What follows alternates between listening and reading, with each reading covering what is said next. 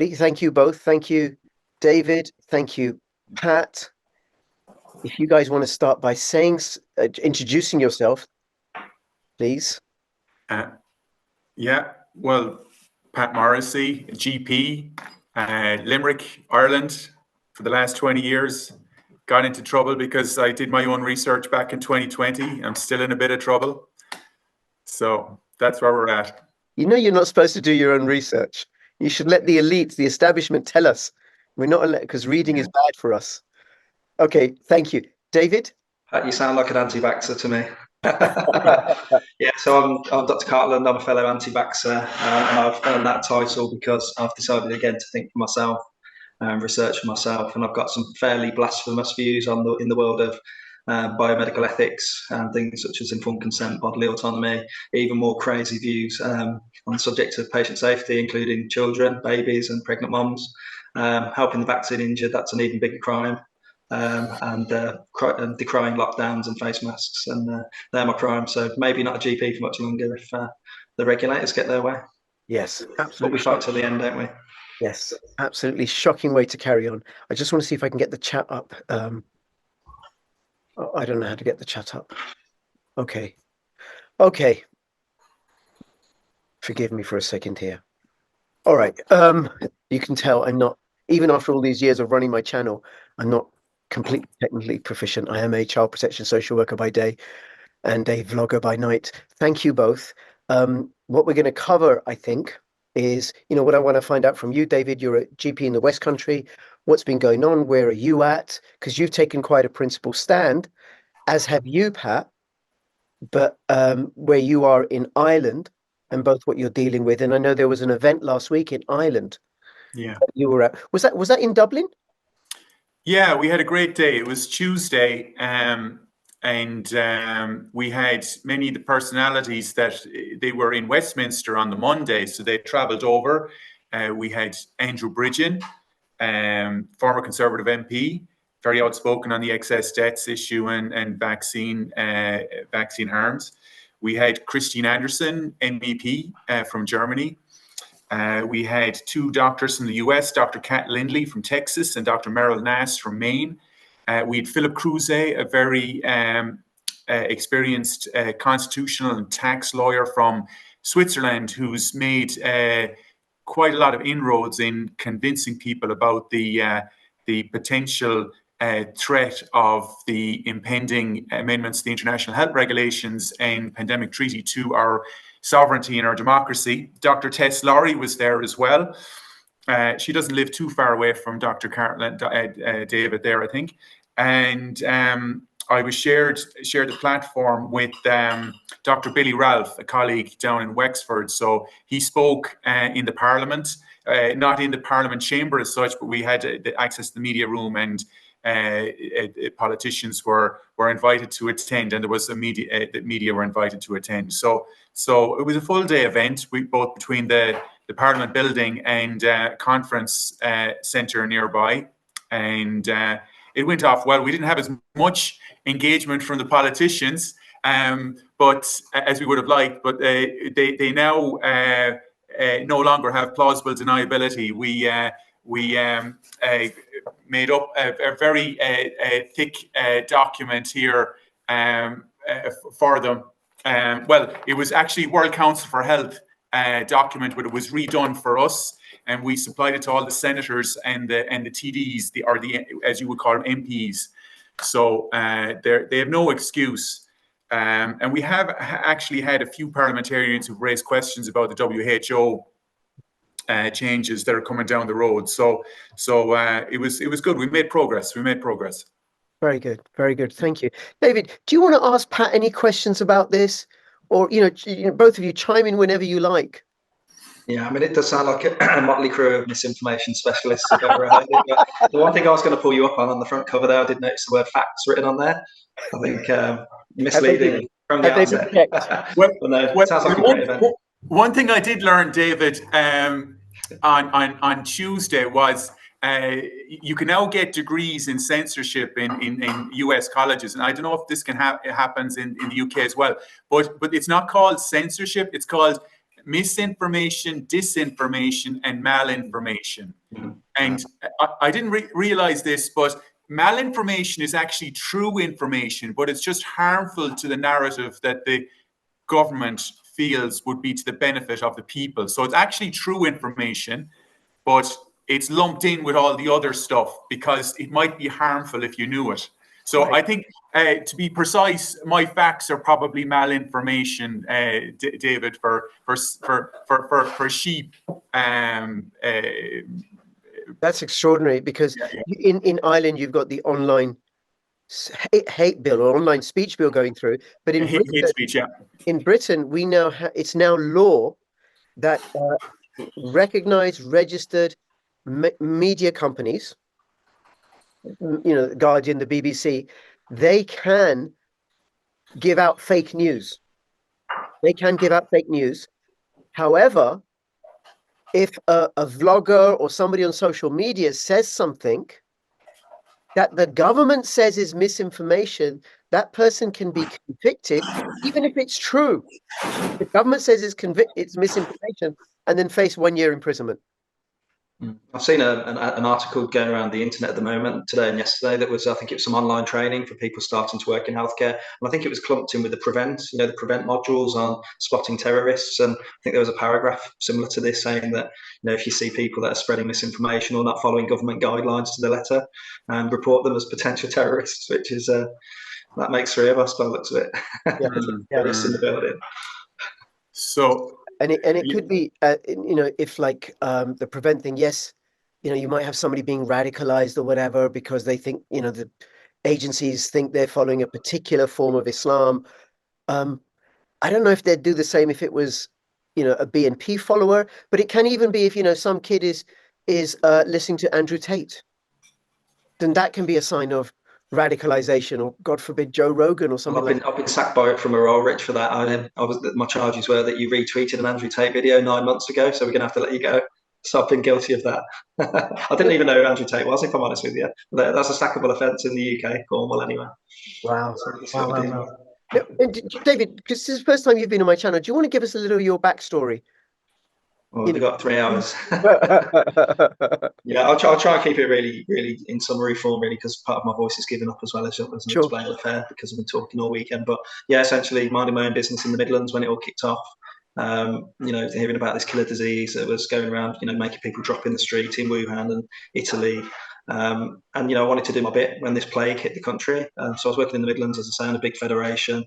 And in summary, very quiet time. We're getting these daily media exposure of people in hazmat suits and people dropping like flies. And I was sat there twiddling my thumbs, being surrounded by TikTok dancing nurses and doctors, and not a lot of work coming through the building. And this was across different arenas. This was in urgent care centres, A&E settings, and primary care, as well as my own daily GP surgery. So I was that bored. I was delivering pizzas.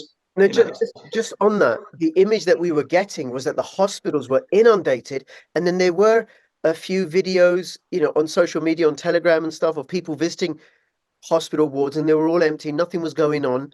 And then the fact that the nurses and the doctors were able to, practice their dance routines and stuff like that, right? Because that's what they do during a pandemic.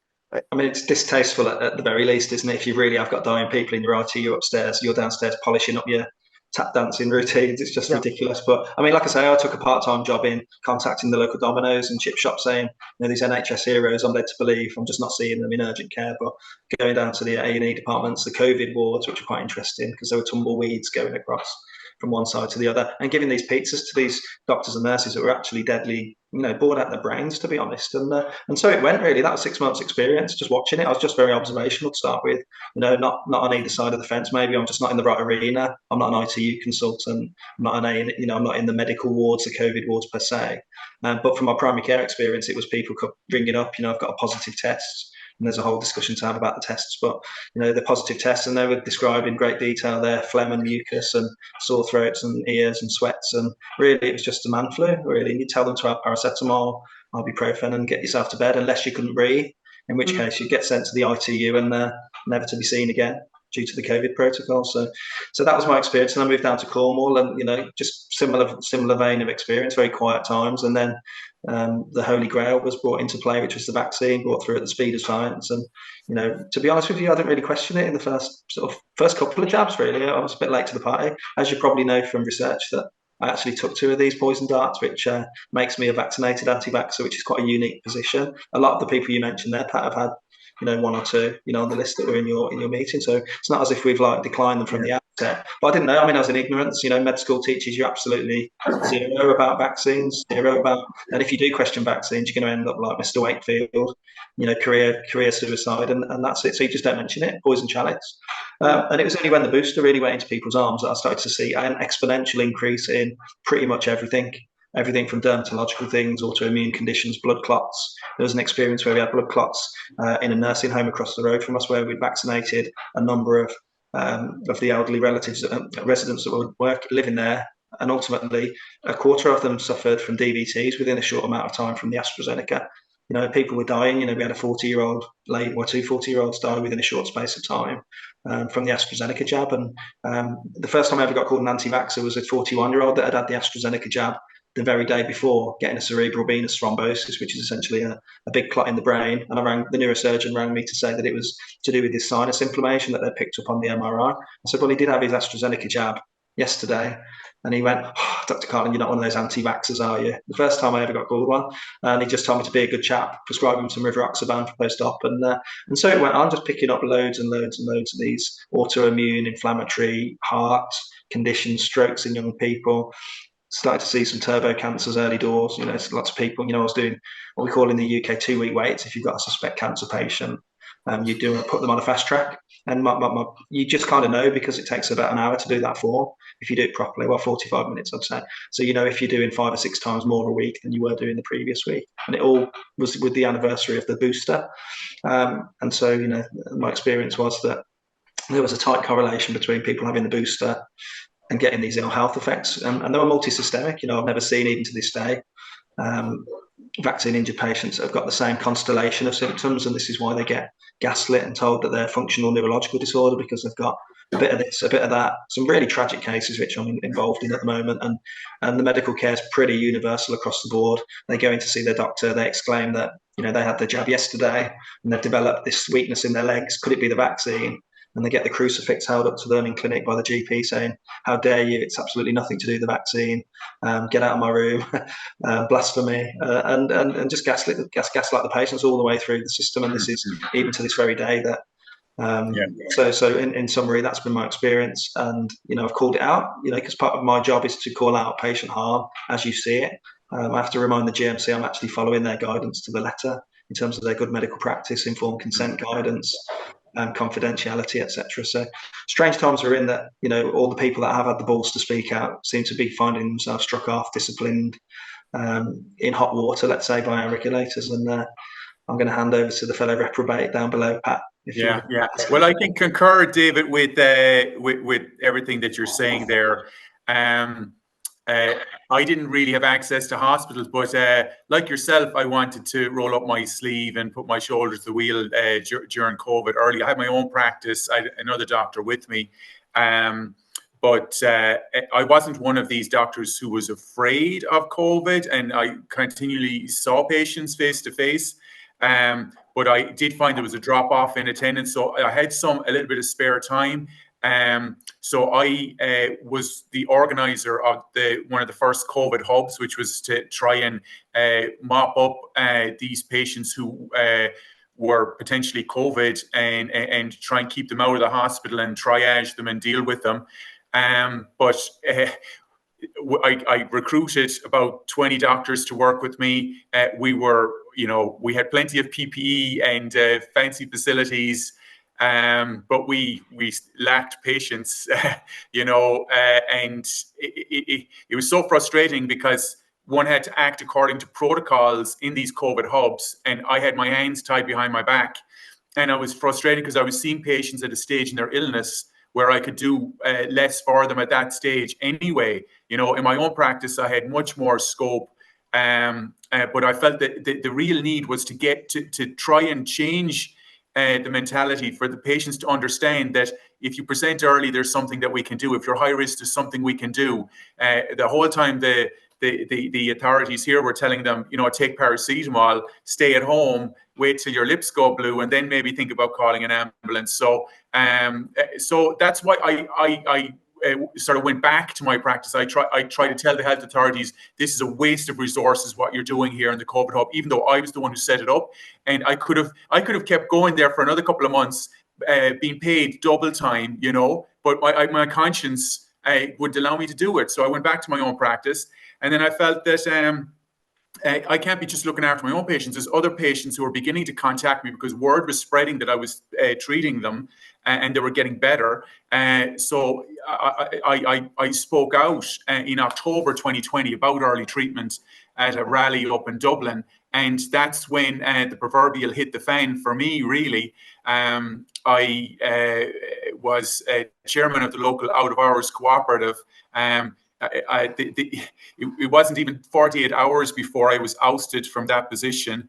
I was also a teacher for medical students at the local university, and the student was pulled for whatever reason. I was never given a reason, and they've never returned. And anyway, my colleagues, a lot of them just were silent. So I just kept on doing what I was doing, and people reached out to me, and now we have a nice network of doctors around the country. I may be more outspoken than many of the others, but there are a few others. There's half a dozen of us who are under investigation. Well, 5 of us under investigation. One has been permanently suspended, Dr. Jerry Waters. But the rest of us are still operating. Oh yeah, sorry, Dr. Anne McCluskey up in the north as well. I count her in our numbers. She's on the island, but yeah, she's still fighting in the courts. And she spent some time in the cells there last week, actually, for deigning to argue with the judge. So we have some feisty characters in our number. We're small, but we're feisty. So we'll keep at it. Good for you. Please give Dr. McCluskey my regards. So there's the doctors that are outspoken, like both of you, and others come to mind, like Dr. Aseem Malhotra. I don't know who else in the UK. Dr. Anne McCluskey. I'm sure there's more in the UK. Dr. Muhammad Adil, whom I'd love to have on my channel, by the way, but I've been unable to reach him, or he hasn't responded to my DM on Twitter. Right? Tess Laurie is outspoken, but she's on the research side of things rather than being a clinician as such. But she's been there from the get-go. So yeah, there are a few, and I think they're growing in number. But what about the doctors who aren't saying anything? What do you think is going on with them, David?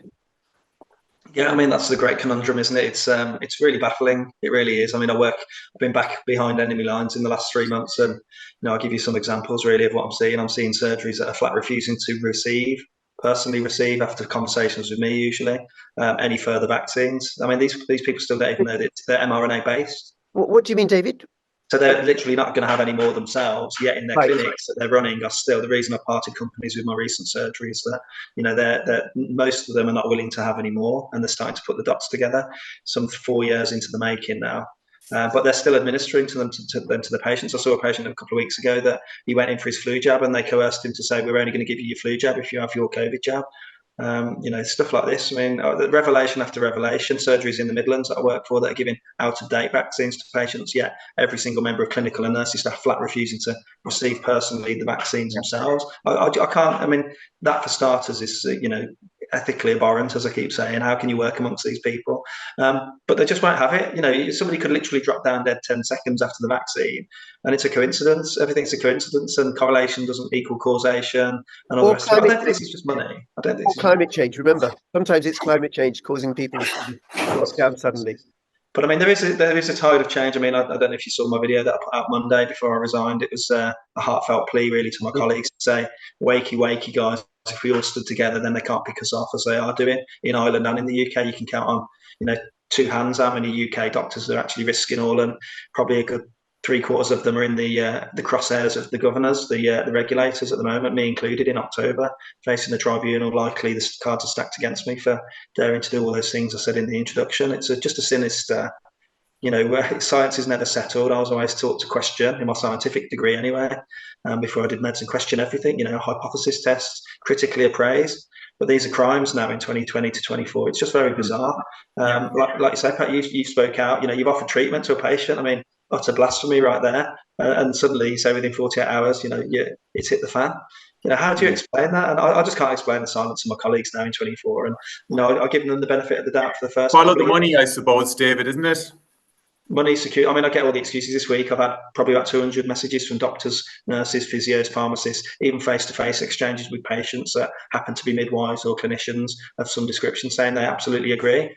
But every excuse under the sun. But, correct me if I'm wrong, I don't know your financial situation, Pat, but all the reasons they cite for me, for them, not speaking out to their children, their kids are in education, their car, their house, their mortgage and all the rest of it. Well, newsflash. Yeah. Well, society has been set up this way that so-called, higher middle class people like ourselves are really wage slaves, and the whole thing will fall apart unless you get your check at the end of the month. And so people have trapped themselves and they've compromised themselves morally, as you say, and they keep going. They have to justify their behaviour to themselves. The most recent vaccine uptake figures in Ireland in the health service was about 17%. So I don't think we're that dissimilar from the UK in that regard. I think we're a bit lower than that even. I think 13% I last read. But I mean, this is what I'm saying. There's another 80% of people here that need to explain why they're not taking the jabs. We did an FOI a while ago to the MPs even. What's your jab status? Safe and effective.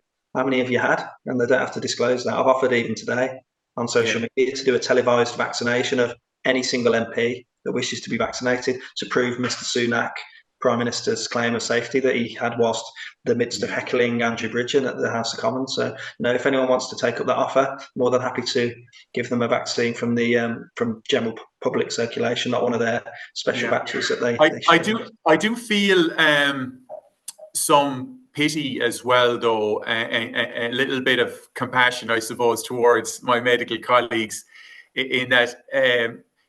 They don't all come from the same anti-establishment sort of mentality that I might come from, and they got deeper into all of this, and they're maybe trapped more financially and all of that than I am. So I'm willing for them to jump to my side any time, and some of the most vocal and effective people on our side are people like yourself who've taken jabs, Asim Malhotra, Angus, Professor Dalgleish in St. George's. I mean, he's great what he's saying, and he's taken a lot of flack for that. But he's raised the issue of the cancer link. So what intrigued me is why so many people in their late 50s and early 60s perhaps wouldn't come out and speak. People who's medics who wouldn't come out and speak. You would have thought that they were safe. Like you and I are both mid-career GPs. We've risked more than some of these doctors, and there's others that could come out. So I'm here to welcome them on our side whenever they decide to join. But there's one thing for sure: we're never going over to the other side. So you don't have any regrets, Pat. You don't want to go and get yourself the first mRNA injection. I can sleep at night, So that's the most important thing. Okay. But one thing I would say is just, how has the NHS got to this position where, like I say, the overarching tone of the messages I'm receiving from these doctors, nurses, pharmacists that are confirming what I'm seeing and speaking out about, it's fear. Now, how have we garnered this culture in the NHS where they advertise these big slogans, don't they? I don't know what it's like in Ireland, but we've got freedom to speak up, guardianship, safe spaces, no blame culture around whistleblowing in the workplace. it's all just hot air, isn't it? Because I know a lot of whistleblowers in my time, and once you whistleblow, you're out the door, mate. That's what's happening. You're out, you're managed out, and I've whistleblown a few times formally, and you're out the door. That's it. And how have we got to that? That's put the fear of God. Not only like you say, we're slave to the debt that we accrue during our training, but also that lifestyle that we get as being doctors, and then you're stuck in it. Then aren't you? You are a slave to the wage packet, and I do kind of understand that. But we're talking about some serious stuff here. We're harming kids and pregnant women and killing people here. Sure. I want to offer add to what both of you are saying. My perspective as a social worker. So we've had, I would say, a massive abuse of people. People have been harmed, and I'm speculating here what might be going on for people. One is the doctors that have done this, they will have been through the schooling system. And the schooling system and the education system is all about compliance and doing well with the exams and reproducing what you're taught, which is distinct from learning to think for yourself. And by the way, David, I think Pat knows this, but you need to know this because you got young children. My 16-year-old and my 19-year-old have never been to school. Unschooled, home educated. They think for themselves, right? So, and I know you got young children. You and I should speak offline anytime you want, right? Okay, so they're free. So they're taught not to question. So that goes on. Don't question, just do as you're told, do as you're told. Then there's the financial dependency. And then, well, what do I do if I admit to myself I deliberately harmed myself and or hundreds of other people? And it's easier to, if I do something that's out of integrity, a typical human response is rather than, hey, listen, hands up, I did that, right? It's I'll get nasty with you. And I deal with that all the time. I'm confronting people who abuse women and children, and they get nasty with me. Now, wait a minute. You're the one that's beating your kid. What are you having a go at me for? I'm here to rescue them. So I think there's the guilt. Is how do I even confront that? And then I've got a very good friend of mine, Scottish GP. It got to a point he and I just couldn't talk about this issue because it would just end up in a row. And he's had 3 shots. And then about a year or so ago, he rings me up and he says, tell me about this Great Reset. Have you heard about it? But I don't know if he's at the stage yet where he's willing to go public and willing to admit, because he's got to deal with his patients. How do you do that? And then, and I think for both of you and the many others, like Dr. Tess Laurie, like Dr. William McKees, like Asim Malhotra, there's a point where we get to it, no, we discover the Rosa Parks in us. Underneath our white supremacist exterior, there's a Rosa Parks lurking inside that says no. There's another aspect to that though as well, Rich, is that when you become a doctor, it's a bit like joining the army, I guess. There's a comradeship, there should be, and I've had a bit of anger in the last few weeks that there are lots of groups of doctors, particularly in the UK, that are in an echo chamber kind of environment, sharing data all the time. We're all on the same page, but as I mentioned, you can count on 2 hands the doctors that have actually risked it all. So letting us be picked off one at a time, they're comrades. I've always been a captain of my football team. If I see a player struggling, I'll cover for them. I'll get behind them. If they're having a terrible game, I'll put my arm around them at half time, have a word.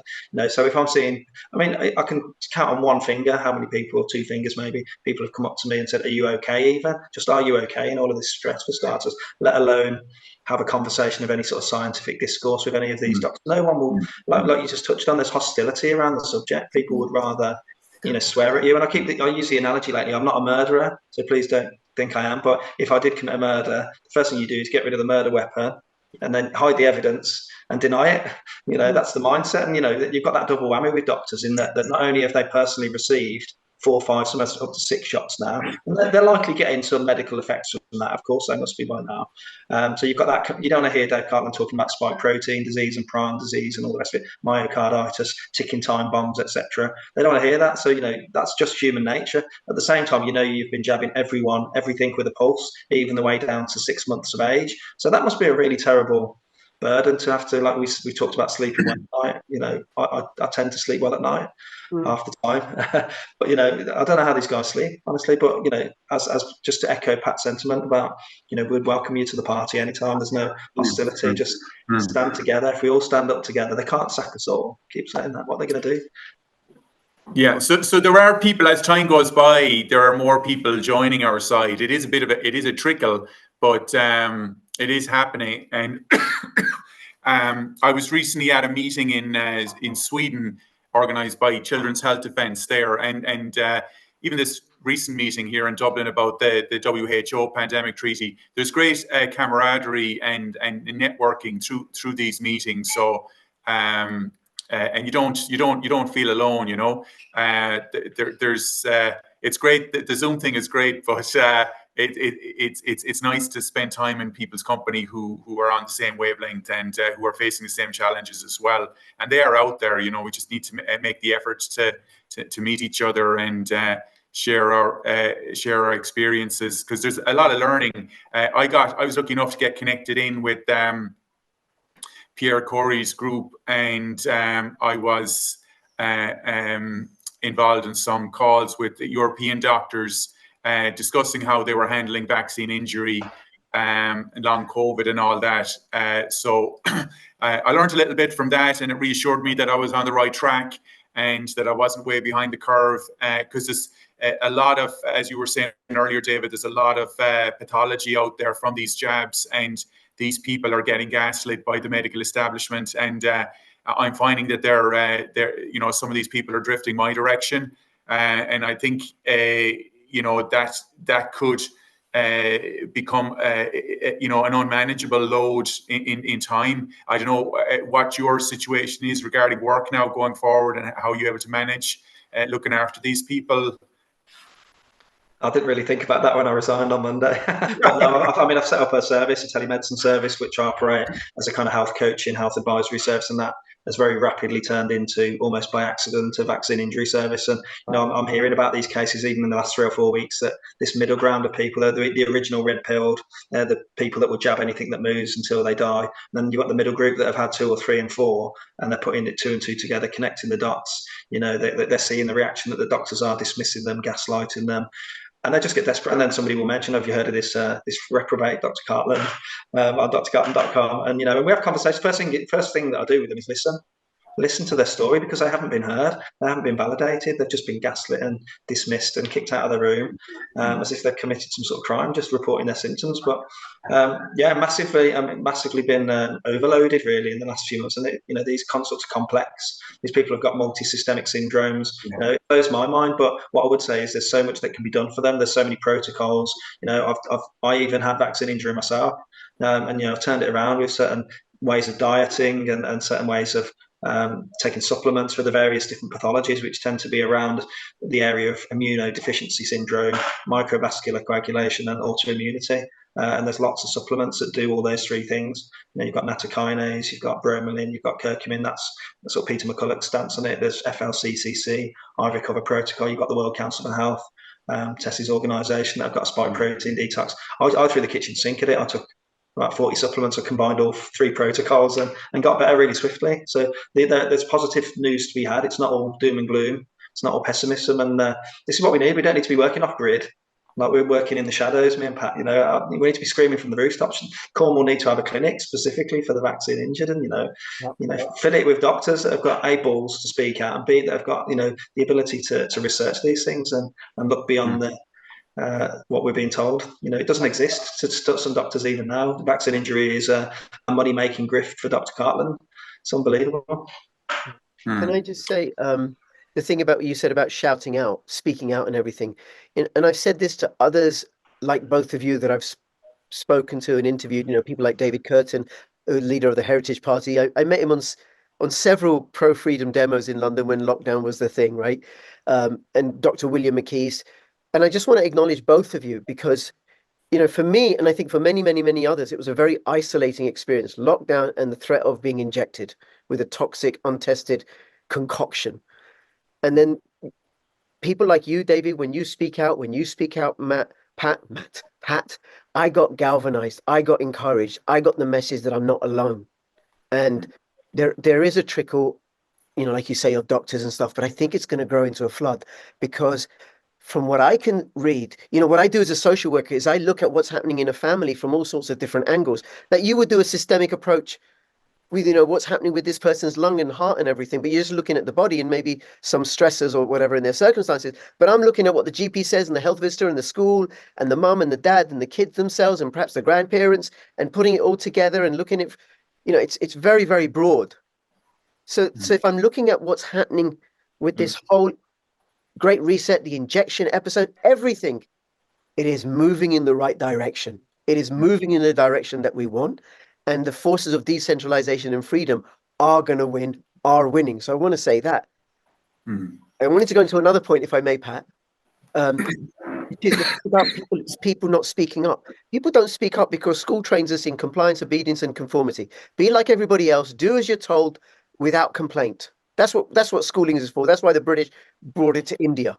So their subjects there would I go so far as to say, Rich, just to jump in, that medical school actively selects people for those qualities. That's right. That's right. You do well in exams, and then you get into the medical school because you've proven that you're compliant, obedient, and you will conform. So then when somebody speaks up, then they get shot down. But it's the people that speak up that make the change. There's no progress from going along with the crowd. You know? Rich, I think that the homeschooling networks are very subversive, you know, to the state. What do you think? Oh yes. I mean, it's funny because there's everything, there's all this stuff that's going on in my life as a social worker where I'm thinking I'm not going to be able to go into the council building unless I go and get an injection if the mandates come in, and you know, and everybody's wearing a mask and stuff like that, and I don't want to let anybody know my status. Don't ask me. I just ignore the emails. And then there's the home educating community running about free range, unmasked, hugging each other, not having the injections. I think this is where it ends. I've said all the way through, you know, we've got a control group that couldn't be any better. You know, like you say, you were throwing your arms around each other in carnal abandonment, you know, and not dying, you know. So that's 1/3, not, you know, for people that are saying the fractional people, the populations, it's 1/3 of the population. I'd go so far as to say some countries that refuse the jab, they're doing okay. Then you've got the continued excess mortality. And I keep saying that originally I was saying everyone knows somebody that's been vaccine injured or dropped down dead or had a stroke in the 30s. It's got worse than that now. Everyone knows several people. You know, I put a poll out on X the other day, and some of the stories were tragic. And they weren't just reporting the one neighbour or the one friend or the one spouse that dropped. It was 5, 6, 7. So, you know, this critical mass is going to be reached. And I think it's that middle ground of patient that's affected that's going to suddenly realise that, you know, they're going to more funerals lately, or they see more ambulances wearing past their front window, or they've personally been unwell.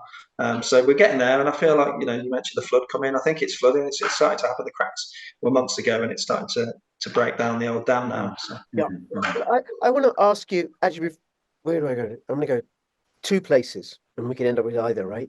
So one thing I do want to talk to both of you about is now my understanding that you're both practicing to some extent Christians. Like, you know, you assert that you are Christians, not just people that celebrate Christmas like my wife does, right? That you're actually observant Christians. And then I wonder how much of that fortifies your stand. Then the other place that I just wanted to give mention, I interviewed Matt Letizia. I had to tell him I'm not a football fan. And when I was, it was Liverpool, not Southampton. And I asked him, why did he do what he did? Because he was outspoken. Why? You didn't have to. And he said, because it's the right thing to do.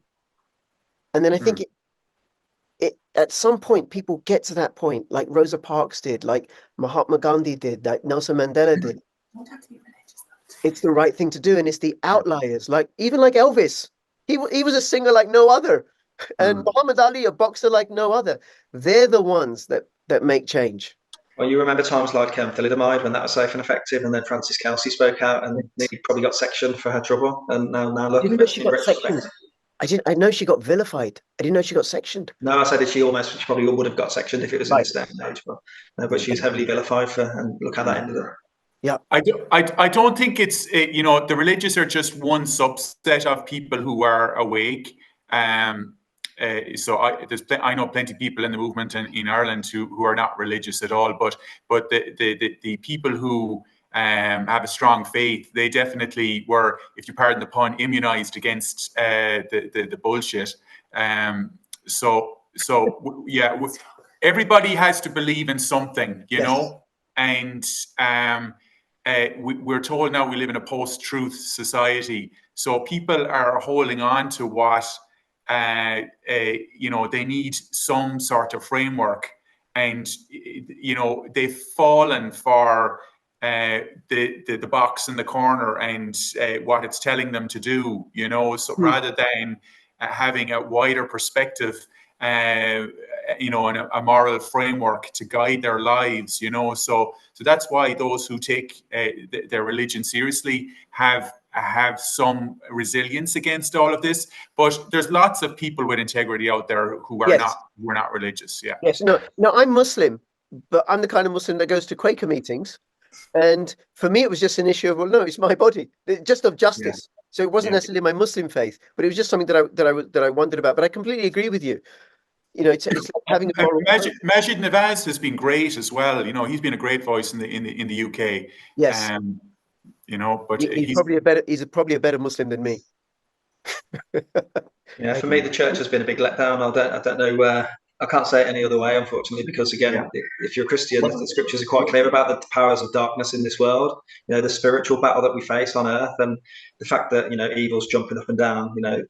Thrashing about. Yeah, all the institutions have been captured. All the institutions. We had Justin Welby saying that Jesus would be vaccinated. Be like Jesus, he would have been vaccinated. What sort of nonsense? I mean, unbelievable. Yeah. No, Jesus wouldn't fall ill. His immune system is really robust, and he certainly wouldn't be pushing mandates. Right. Then again, if you've got true faith, then you're not too worried about this coronavirus doing the rounds. It might put you in bed for a few days, or the BBC might tell you it kills you. Well, you think about glory, don't you? You think about the hereafter in whatever religion you're in. So why are you worried? Yeah, this culture in modern society, this fear of death, they want always in pursuit of youth and beauty and all of that. It's so shallow, and it's selling people a lie, that and it's making people unhappy. So that's part of the lie of modern society as well, as well as all these institutions being captured. You mentioned earlier there, David, blasphemy. That's what you have been guilty of, because you're offending the religion. The religion of science. Well, yeah, the science, yeah. So the science is never settled. We know that, and there are people on our side who get into all sorts of theories and go down all sorts of rabbit holes. And I don't get cross with them. I don't fall out with them, because I get it. People's faith in all the institutions and everything they've been taught in school has been so thoroughly shaken. That they're having to work, from the ground up, and some things that we would consider very basic, such as the shape of the world, are even in question. So we won't go there, but interesting times. Ours is a very broad church, Pat. We'll take anybody who's for liberty and freedom and is not like the political inheritor of Mengele. In that regard, do you think that there's cross-fertilization between the groups? Let's say the people who are now dealing with the imposition of 15-minute cities and dealing with the ULEZ and the trans ideology and all that stuff? I think there is, because I think I don't know about you, David, right? But I think you and I, Pat, have been able to, we connect this episode with climate change, with the mass immigration, and I speak as an immigrant myself, right? But the mass illegal immigration, with the trans agenda, with the 15-minute zones, because it's all taking us towards the Great Reset, where we will have CBDCs, digital IDs, biometric wallets, tasty bugs, which apparently will make this Muslim happy. No, they won't. I want my beef and lamb.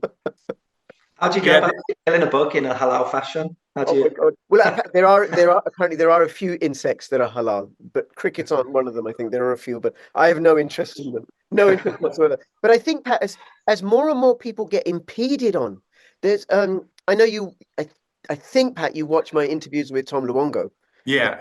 David, if you don't, you should. and you need to subscribe and follow, comment, like and do all that business. I have to admit I can't keep up with Tom. He is too smart for me. Oh my God, he's incredible. Do you know if we'll talk offline anyway. But Tom Luongo, he's this really great macroeconomic political commentator. Draws the strands together at a big macro level, but can also drill down to what's happening in the individual. And he says people aren't sheep; people are comfortable wolves. And then, but when you make them uncomfortable, when you impinge upon them, then they'll come out. And we're seeing it with the farmers' protests. We're seeing it with the whole immigration stuff. I mean, I'm from a very left-wing background. I'd say my politics traditionally, when left and right actually meant something, right? Not anymore. So you're like, yeah, let people come in. But no, I'm like, no, you're going to destroy local cultures. And being white doesn't make you racist just because you're white. Being racist makes you racist. Adopting that philosophy makes you racist. Got nothing to do with skin color.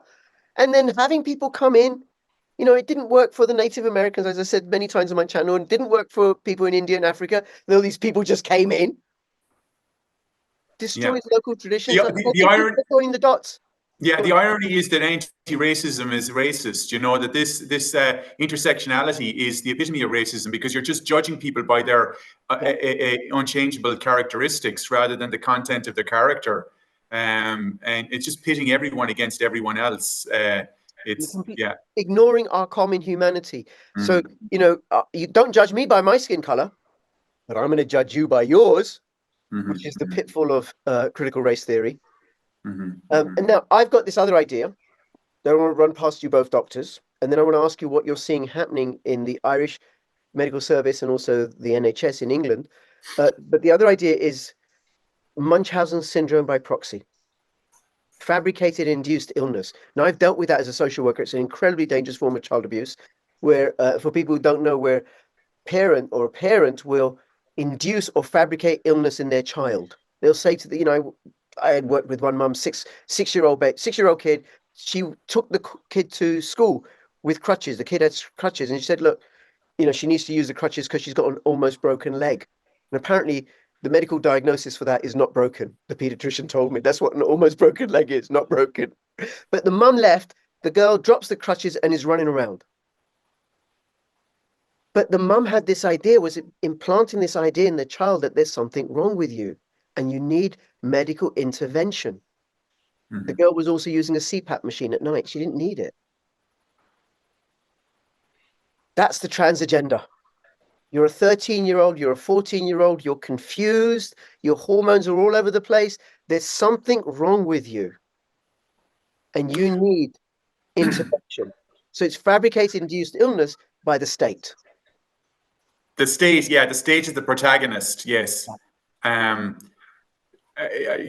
are the parents the instigators, although sometimes they can be. But there was an interesting study done, I know very little about this area, but that showed about the social contagion aspect of trans identification, that if somebody becomes trans in a class, that within a couple of weeks or months, another 2 or 3 will often follow suit.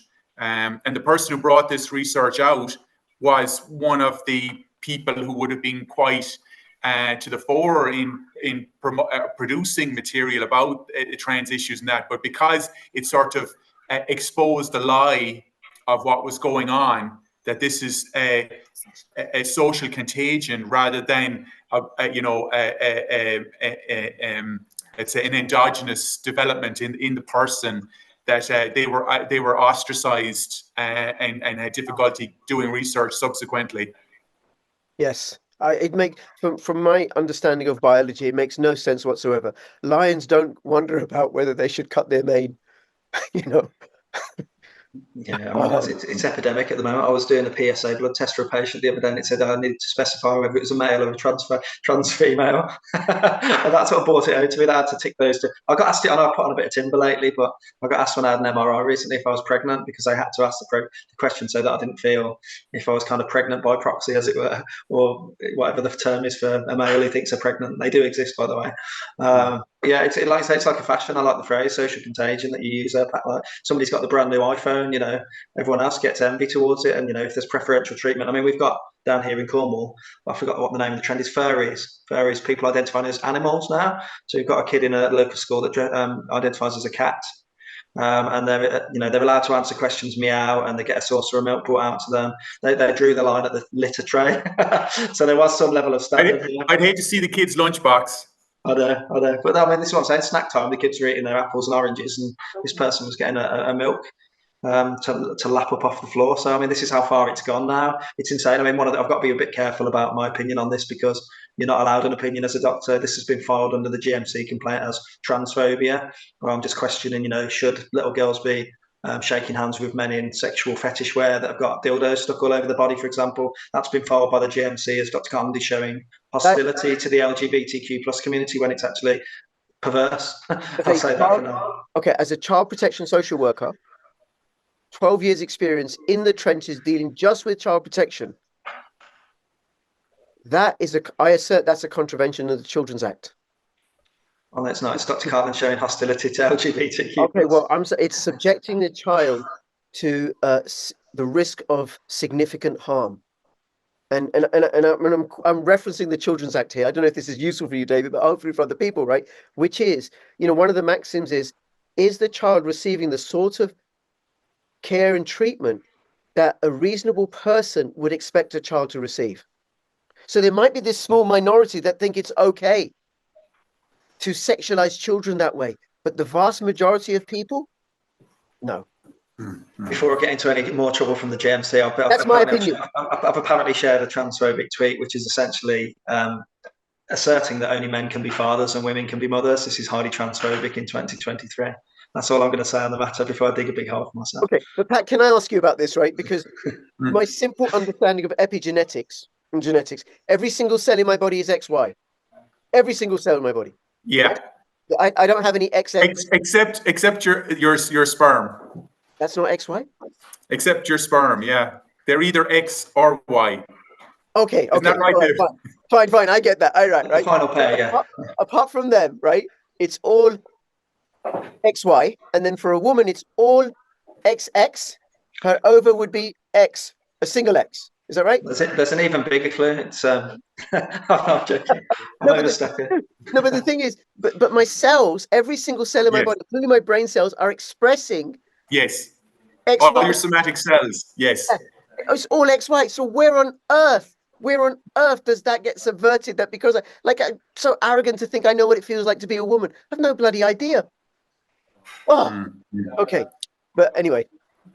We're in a post-truth society, Rich. Okay. All right. Well, let's go back to what are you seeing in your practices? What are you seeing in the hospitals or practices that you're working out, that you're working with people who have had the injection and then people who haven't? Anything remarkable or different to say 4 years ago? Well, I'll go first, David. Yeah. So there's accelerated cardiovascular disease for sure.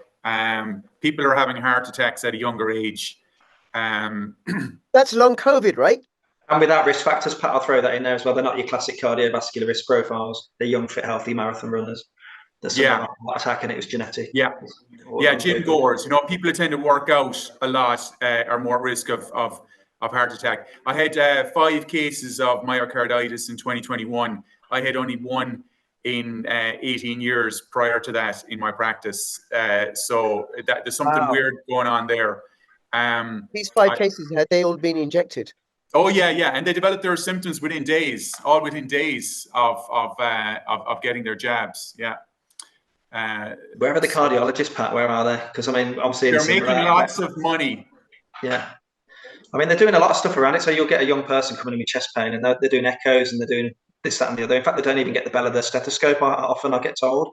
They need the cardiac MRI. And again, they obfuscate that up until the 18 months of being investigated. And then they finally do the MRI and find, strips of myocardium that just don't function anymore, ticking time bombs. So, I'd confirm. Peter McCullough talks, I'm not an expert in the area, but he talks about this scanning with the gadolinium enhancement, and that's apparently the gold standard for picking up the myocarditis in that later stage. Obviously, you can get troponin rise as well. But yeah, the thing is that, okay, if these people don't get heart attacks, they can present. I had a 40-year-old Filipino woman out of hours recently with congestive cardiac failure. You know, florid congestive cardiac failure. She was breathless as she came into the room. You know, so I can only speculate about her now because I won't have any follow-up. But it's just the amount of these weird presentations you're getting. I'm carrying way more cancer cases than I normally would have. Normally, my practice would have 1 or 2 lung cancer patients. At one stage last year, I had 6, and only 1 of them was a smoker, and 3 of them were in their 40s. And they often have unusual histology, you know, on their microscopic analysis of their cancer types are more unusual or more aggressive. So it was this Dr. Ute Kruger in Sweden who coined the term turbo cancer, and the 3 things that characterized it was that they were happening in younger patients. They were more aggressive, and the histology, you know, they were often disseminated, you know, cancers when they were found, and they were of unusual histology. So this is what we're seeing. I have one patient at the moment, and they don't know where the primary is. He's just, you know, he's got an abdominal cancer, and this is going on months. They don't know where it started. I know that can happen without the jabs, but there's just more and more of this weird stuff happening. That more and more people with autoimmune issues, and people mightn't think of it as a vaccine injury, but patients coming in with new ulcerative colitis or new psoriasis or new rheumatoid arthritis, who've never had it, you know, before. There's just more and more of them. It's quite easy to figure out if there's something happening. This is my clinical impression. I don't have the means to do the research. I'm just reporting. I'm generating a signal by talking here, you know, that there's something weird going on. It's up to other people who've got the time and the resources to look at this, but there is no incentive there for the establishment to do that. I got involved. There's risk for them to do that. Yeah, risk. Yeah. I actually did early in 2020. I got involved with the university in checking seroprevalence for antibodies to SARS-CoV-2, and I can't remember the exact numbers, but they got about 600 patients. I generated about 200 of those because I was really eager, and the seroprevalence in my cohort was 4 times higher than what the seroprevalence was published in the study subsequently.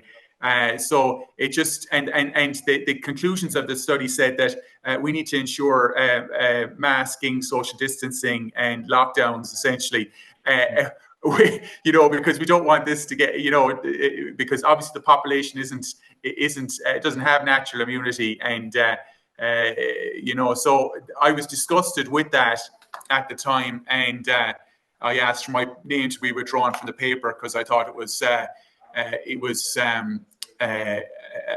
travesty that the data was being presented and packaged in such a way. But that said, you know, it's easy for me. I'm a single-handed practitioner. I can give out and complain about the way things are. Other people have to work in bigger institutions with, colleagues and hierarchies and it's difficult, you know. So, but if I don't shout, who's going to shout? You know, that's the way I think. That's the way I look at it. Thank you. Well, I'd throw my 2 pennies in there. I mean, it's not even on the register for most practitioners now to even consider it in the differential diagnosis, even when there's a really tight correlation between having the jab and developing these. You know, I concur with what you said, autoimmune, inflammatory cancers of various descriptions. Had a really interesting encounter with an oncologist about 4 months ago at a surgery. in North Cornwall, where she came in with stress and I had to sign her off sick. I said, so what's led to your stress? And she said, well, it's absolute carnage on the wards. I said, what do you mean? She said, loads and loads of 20-year-olds, early 30-year-olds with metastatic cancer at diagnosis. We're palliating them. We don't know. And there's two things that trigger me: safe and effective, and the doctors are baffled. And she said the same thing in the same conversation, safe and effective. And she said that to me. I said, look, do you think, is there a causality that you've kind of pinned down as to why we're suddenly seeing this phenomenon? And I said to her, it couldn't be the gene therapy, could it? And she said, what do you mean, gene therapy? I said, the mRNA vaccines that we're giving to everything with a pulse. And she said, oh no, that's a conspiracy theory. So at that point, I pulled up the Pfizer documents and the Moderna documents and the Lancet journal that refers to the COVID jab rollout as a successful rollout of gene therapy. And she just looked at me like glazed over and said, never really thought about that. I've got this really technical way I'm going to share with you now of working out whether there's a correlation. Just ask the patient, when they're coming in, to say, how many jabs have you had? And this is, I'll just implore my colleagues, just say, how many jabs have you had? And you'll soon see. And I'll give you one final example. Did a clinic for a Birmingham surgery, and there were 16, literally, my morning surgery was 16 chest infections, one after the other, describing all their sputum and coughs and colds. And they were all describing the same phenomenon: intractable. It had this kind of undulating course, so we're feeling a bit better than worse. It had 3 or 4 courses of antibiotics along the way, just felt unwell for the last 8 or 9 weeks. And this was kind of the textbook story. And so I did an audit at the end of the surgery as to how many vaccines that these people had all had, and the mean number from those 16 patients, it's only a short audit, 3.2. So, and 0 unvaccinated. There were a couple of 1s or a couple of 4s and 5s that kind of pulled it towards 3.2, but 0 unvaccinated. And that's what I'm saying. The unvaccinated are carrying on. They don't trouble me at work. That's not an exaggeration. They just don't come and see me. I'm not exaggerating this, I promise you. Just ask the patient how many they've had. It becomes immediately apparent if you only care to look. But we've got a massive ostrich syndrome, as I call it at the moment, that if you've got your head in the sand or you're looking that way, you don't see what's going on behind you. And no one wants to talk about it because they've been sticking this in everyone's arms. They took 5 or 6 themselves, so it's quite deliberate. Even after death, they won't look. We sought to get the immunohistochemistry used in the postmortems here in those cases where there was a highly suspicious connection with the recent inoculation of the gene therapy. And it's just been dismissed, just dismissed, and there's no explanation given. But we're going to keep battering that drum. It's absolutely outrageous because we know that they can do it. It's not beyond the skill set of the people here to do it, but they just do not want to find. They do not want to look for what they don't want to find. Is the thing. Well, it's like the equivalent of ignoring a murder weapon, isn't it? You've got a murder weapon with fingerprints. We're seeing the histology on Burkhardt's work when he histology brains and myocardium. The tissue's lit up like a Christmas tree with the immunohistochemistry that is for spike protein. I've got a little trick to share with you. I've been doing auto antibodies on people, ANA in particular, anti-nuclear antibodies, because there isn't that in vivo test that you can say. I mean, these same people who say you can't prove your vaccine injuries from the vaccine, correlation isn't equal causation. One example that really upset me, and I remember it to this day, was a lady who had a stroke. She'd had AstraZeneca, she had a blood clot. They then gave her AstraZeneca again and got another blood clot, 30 years of age, had a mini stroke after a 3rd jab, Moderna, and within a week had a full left MCA infarct.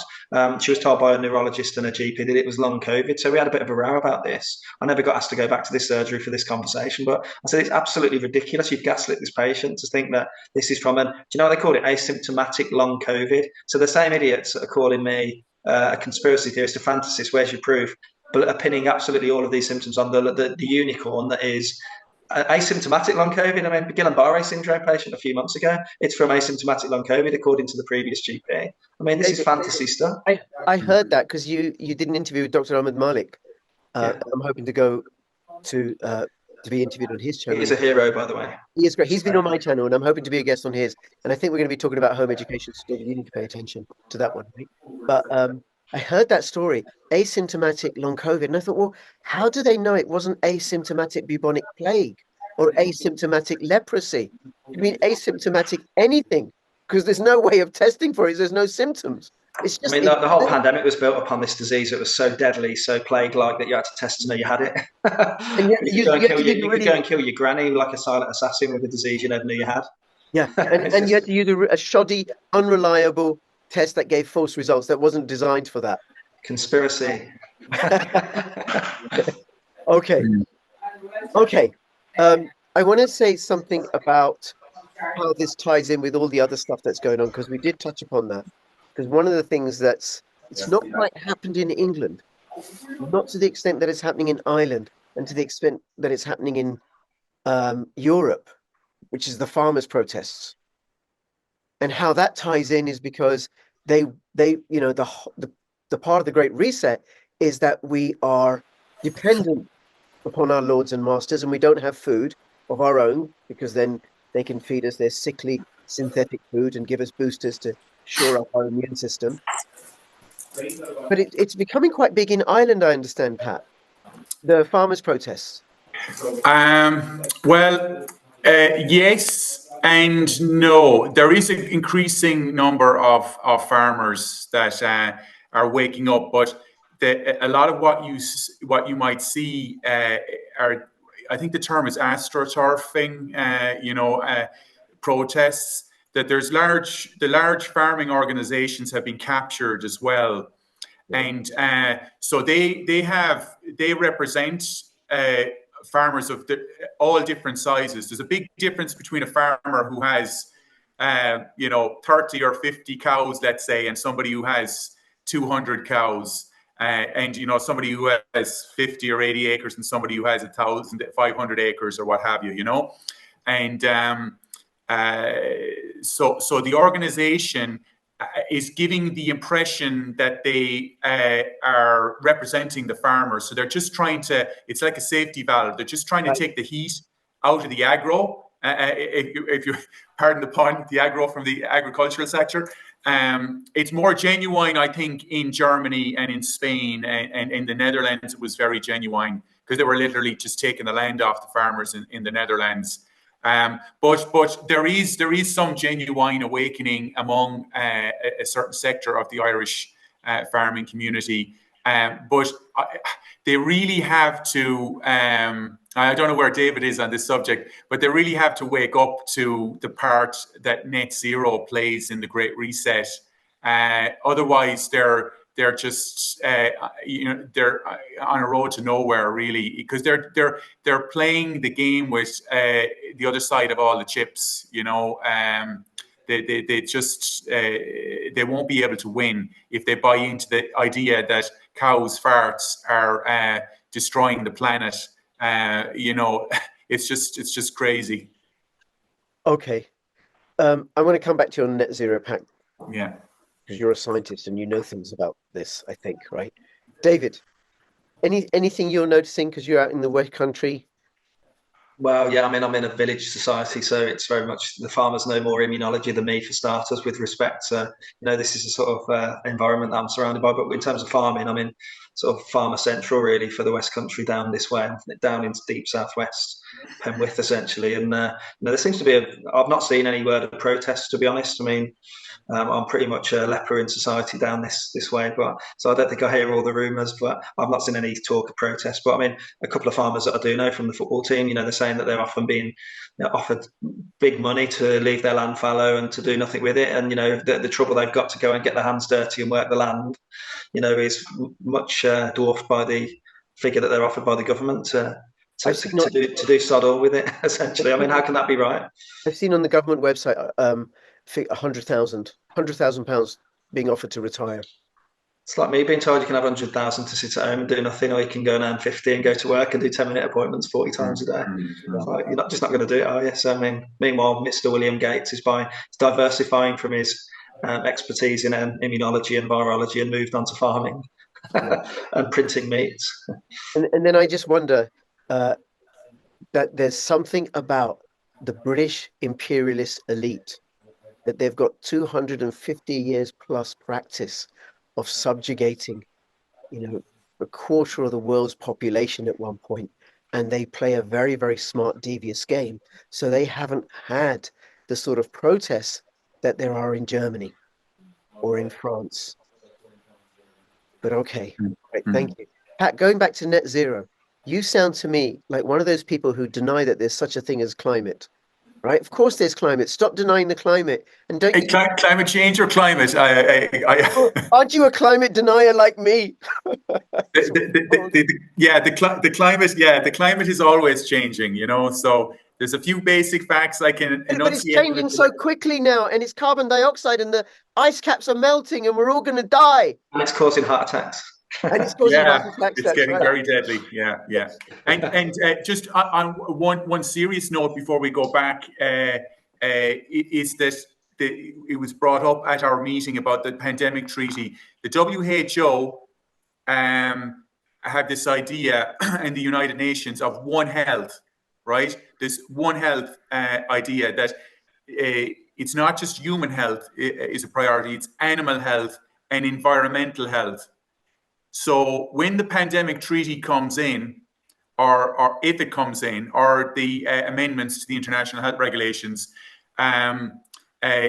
Tedros, our great leader, our then great leader, will be able to, at the stroke of a pen, say that we need to lock down because the planet is in danger. It's not because that there's some a virus has been released from a lab in Ukraine or China or Ecuador or wherever it might be, but we might have a heat wave, and Tedros might decide that we've got to turn off all the taps and stay at home and not fly anywhere and so on and so forth. You know, I don't know how they would factor in inoculation into all that, but maybe they could. It would probably be an injection that would stop us from emitting carbon dioxide. No, that is a devious idea. That is a devious idea. Pat, have you not heard about the new mRNA vaccine for climate change? I see the advert on the BBC yesterday. Closely followed by the cancer mRNA vaccine. There's a few also got cancer at the moment. I wouldn't put it past them. You know, it's just, you know, you have to take your hat off to them. They're very ingenious with the strategies they come up with. Okay, so what is the deal with net zero then? So net zero, I suppose, my understanding of it is that the human activity will not emit carbon dioxide to the atmosphere by 2050. That's what they're aiming for. But at the same time, there's certain activities that inevitably produce carbon dioxide. So they'll have to work on sequestration and other means by which people can and offsets and generate this carbon trading market, which is another one of these devious ideas, the carbon market, because it's a product that nobody wants and nobody needs, but you and I are going to be paying for it. So they're in pursuit of this net zero objective. The implications of it by 2050 is that I think you're going to have 2 airports in the UK, and there'll be 1 airport in Ireland, that nobody will be driving cars at all. So it's a completely different world, you know, that they're talking about, and nobody voted for any of this. You know, I suppose this is just to go back a little bit. This is where I actually woke up. I suppose it wasn't 9/11 or events subsequent to that. It was trying to get my head around the whole climate change thing. I believed in it for a long time, but then I thought this is an engineering problem. So we just, you know, we need to go nuclear because it's a scalable CO2 low CO2 emitting source of energy that can, you know, decarbonize the energy system, the transport system, the agricultural system. You can even make synthetic fuels out of nuclear energy if you have enough of it. But I got to interacting with a lot of people who are quite to the forefront on the climate change side of things here in Ireland, and they didn't want to know, you know. And I realised then that it was an ideological thing. Yes. That these are what we call, you know, watermelon socialists. They're green on the outside and red on the inside. And that this is what they're, you know, basically they're all communists, you know, it's all about this, the centralization of power and controlling the little people. And that's the common thread through all the things that we're talking about. And the climate change is beautiful for them, and it was probably one of the first big initiatives that they had from the Rio conference in 1992. But the idea of climate as being a lever to achieve world government or world domination goes back to the 50s and the 60s, or even before. But the irony is the guy that really pushed this agenda was an oil man himself. He was a Canadian oil man by the name of Morrissey, who was the climate envoy in the UN, who set up or organized the Rio conference in 1992. But yeah, so the carbon that they really want to control is you and I. It's not carbon dioxide. The carbon they want to control. Carbon is a proxy for life, and if you can commodify that, then you can control all life. That's what they want to do. That's what they want to do. And I think one of the things that exposes them is the hypocrisy. Just like with the lockdown, what exposed them was the hypocrisy that, masks for you, but not for me, like in the G7 conference in Cornwall. And that private jets for them, but for us, 15-minute zones and no cars. And the hypocrisy of we have to cut down farming. No farming for you, no farming because it's really bad for the planet. Oh, and we're going to take some of the money that we've taxed you and created, and we're going to use it to send munitions across the world to drop on other people, because apparently waging war is carbon neutral. Farming is way more dangerous for the environment than waging war. Yeah. And there was a news article last week in the Daily Mail, if I'm not incorrect, that said that growing your own vegetables is 5 times more carbon intensive than buying them in the shop. So definitely do not grow your own carrots and onions. That's really bad for the environment. Oh my God. David, anything you want to say? It's almost like they're mocking us, like you just said, Rich. You look at Davos and they're flying in on independent jets with one person on them, and then they get their Land Rover that takes them to the doorstep. I only saw a video the other day where the Land Rover stopped about 100 yards from the front door, and then they cycled for a token gesture for the minions like but us. They bought their offsets. That's all factored in. Meanwhile, telling us down here to stop the cows from farting, as you said, or turn your log burners off. But what I can't get my head around is the cognitive dissonance that people don't see the hypocrisy is the red flag. Well, it's hitting primary care as well, Rich. It's popping in my mind about all the surgeries I've worked in outside of my blacklisting, really. There's this big push to get the light bulbs changed. They're pushing for this green agenda awards and climate conservation awards, so they're changing them in even the paper that you use. In fact, in some surgeries have only got one printer, so all the anything you need to print out goes to one printer, so that you're conserving paper. Everything's paperless, and they're using certain paints that are good for the climate. Everyone's gone, and again, the medics are ripe for this nonsense, aren't they? Which is analogous to all the social distancing measures, which weren't really about preventing the spread of this virus, disease, right? But really about conditioning us and training us, and a reminder, like the masks were a reminder, there's something dangerous out there.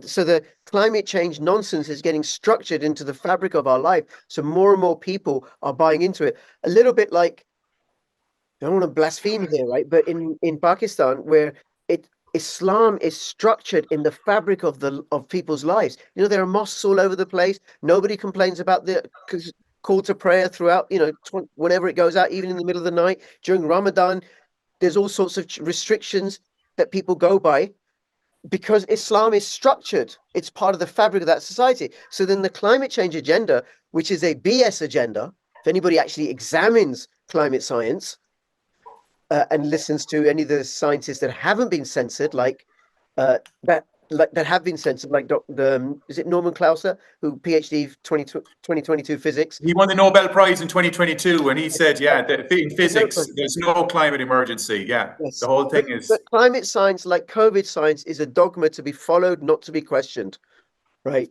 So, it's just part of the fabric of our life, but it's disintegrating. It is disintegrating. More and more people are waking up. And I want to give a mention to a video that I did recently with Matt Letizia that hasn't gone out yet, but also a few other videos that I've done with a guy called Chris Coverdale, who's an anti-war campaigner. Don't know if you've watched any of those, Pat, but Yeah, we shouldn't pay our tax because well, we're funding war. it's illegal to do so. The International Criminal Court Act 2000 says it's illegal to provide funding for genocide. And then the act specifies what genocide is. And then the 2001 act says it's illegal to provide funding for terrorism. And it says what terrorism is and what Britain is doing in the UK, in the Ukraine, in Israel, in Yemen, constitutes genocide and terrorism by British statute.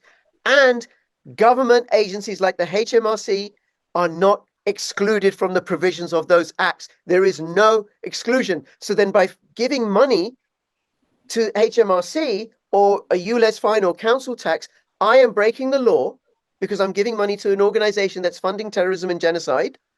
And I could be done for 30 years. And if the council come and ask me, or HMRC come and ask me for money, well, they're breaking the law because they're fundraising for terrorism.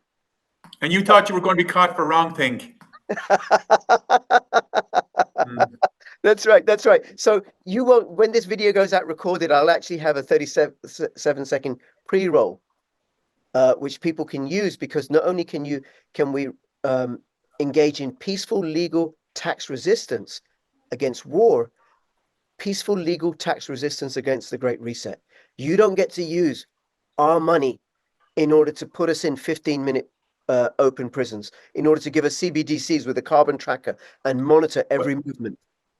Well, the issue that goes back in history, you know, there's a great precedent, the Boston Tea Party, you know, this idea of taxation and where your money's going and what you're getting for it. You know, so when people begin to wake up to the monetary side of this, then things are really going to move, I think. Yes, and then tax was set up to fund war.